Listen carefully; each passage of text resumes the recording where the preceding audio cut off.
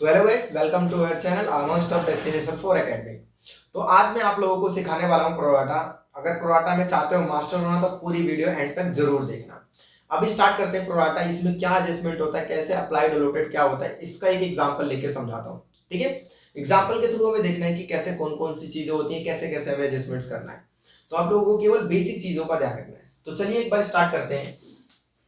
सबसे पहले मान लीजिए गाइस, कोई भी एक कंपनी दे रखा है, जैसे एबी लिमिटेड एक कंपनी है गाइस, जिसके पास कंपनी के पास जो शेयर है वो कितने 30,000 कंपनी के पास शेयर है। कुछ भी आप लोग ले सकते हैं, एग्जांपल क्वेश्चन है ऐसे ले रखा मैंने इसके अकॉर्डिंग। तो कंपनी के पास 30,000 शेयर है और कंपनी को इसी के अकॉर्डिंग पैसे चाहिए। अब कंपनी क्या बोलती है कि 10 रुपए एक शेयर की वैल्यू है। कितने है?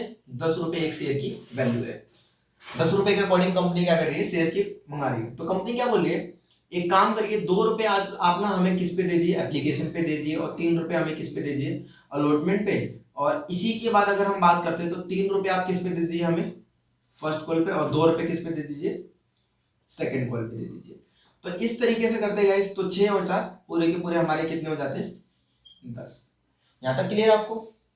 अब क्या होता है, कंपनी के पास, कंपनी जब इशू करती है, अपने देती है प्रोमोटर्स जितने भी होते हैं, जैसे जैसे शेयर्स प्रोस्पेक्टर देती है कंपनी, बांटती है, तो उसमें क्या होता है, रिसीविंग कंपनी के पास क्या होती है, ज्यादा होती है। तो ये होता है ओवर सब्सक्रिप्शन का केस होता है। कौन सा केस होता है गाइस?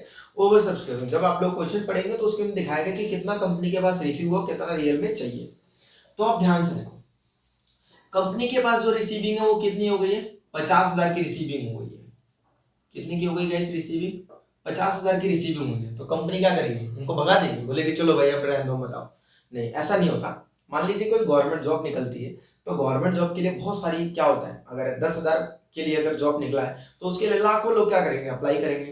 तो उसमें से सबका एग्जाम लिया जाता है, और जो सेलेक्ट होते हैं जिनकी एक तरीके से वैल्यू रहती है, जो जो चीजें रहती है उसके अकॉर्डिंग उनको सिलेक्शन मिलता है। और जो लोग नहीं ले पाते उनको कोई नहीं, सरकार मना कर देती है, बता देती है कि भाई रिजल्ट उनका कैसे क्या क्या चीजें।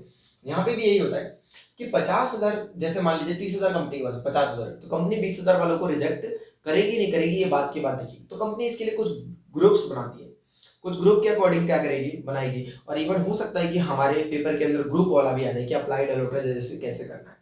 तो यहाँ तक क्लियर आप लोगों को?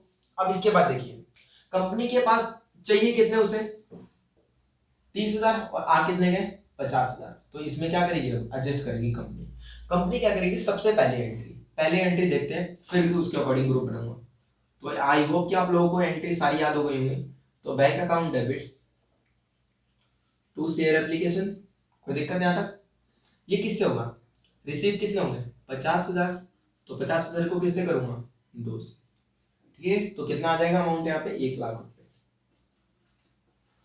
और ये 1 लाख रुपए आएगा गाइस, इसका भी रीजन है। क्या चीज है, देखिए, सबसे पहले कंपनी के पास अगर रिसीविंग की बात करें तो 50,000 के पैसे रिसीव हुए।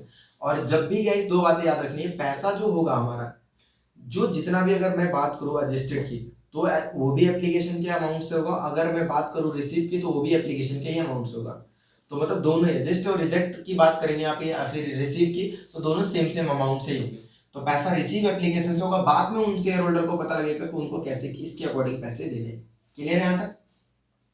तो bank account debit to share application entry pass कर दिया, ये रिसीव की थी। अब इसके बाद देखिए, तो शेयर एप्लीकेशन अकाउंट को क्या कर दूंगा, डेबिट कितने से करूंगा गाइस, 1 लाख रुपए से। शेयर कैपिटल क्या 1 लाख लिखूंगा? नहीं, आपको क्या 1 लाख की नीड थी? नहीं थी ना 1 लाख की नीड। फिर क्या करना, आप लोगों को जितनी नीड है उसके अकॉर्डिंग चलना है। इधर ध्यान दो बस।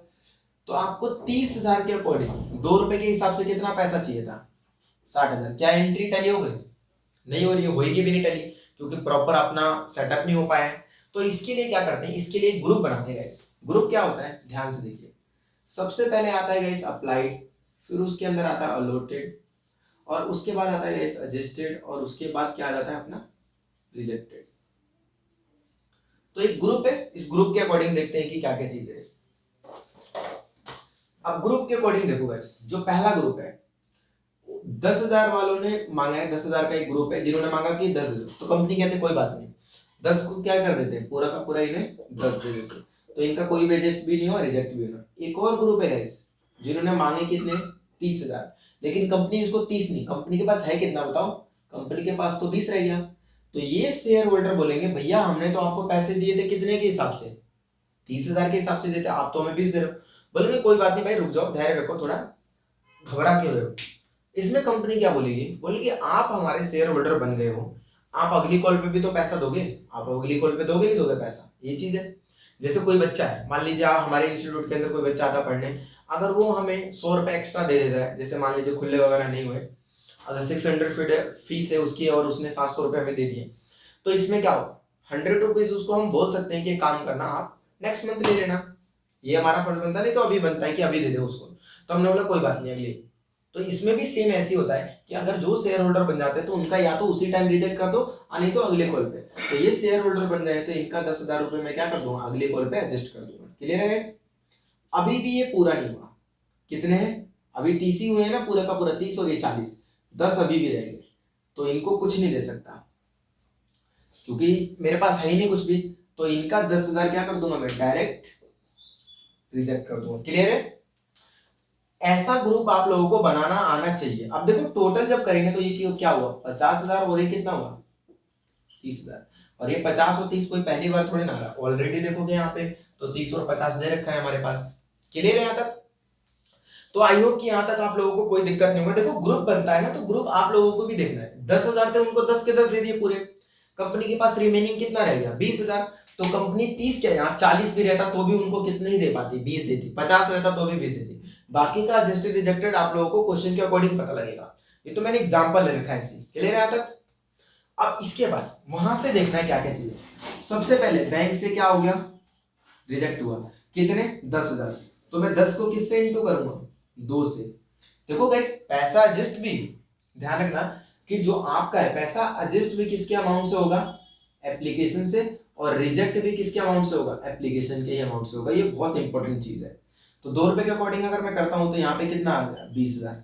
और ये भी तो रहेंगे, ये बोलने लगेंगे भैया हमें भी तो देखो, तो इनका क्या आ जाएगा, यहाँ लिख दूंगा अलॉटमेंट जो भी कॉल रहेगा, तो 10 इंटू में क्या कर दूंगा, तो 20,000। यहाँ तक क्लियर है?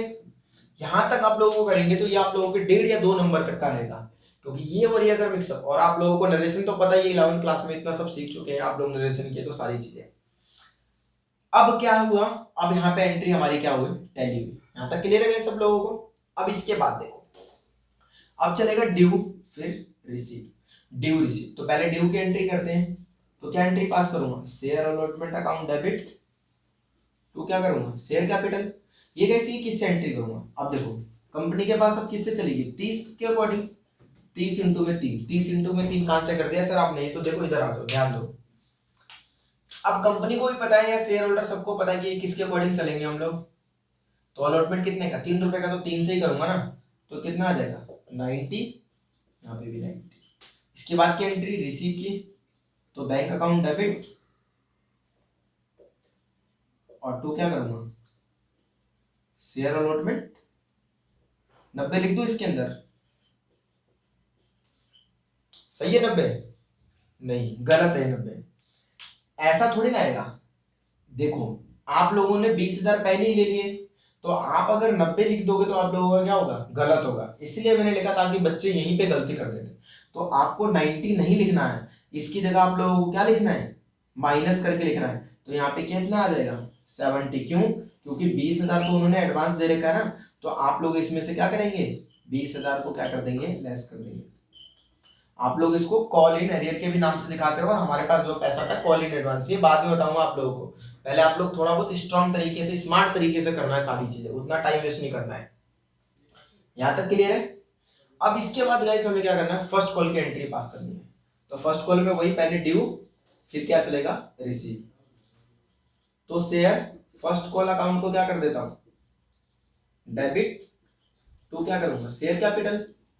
अब यहाँ पे ध्यान देना है कि आगे हमें ना 30 के अकॉर्डिंग ही चलना है।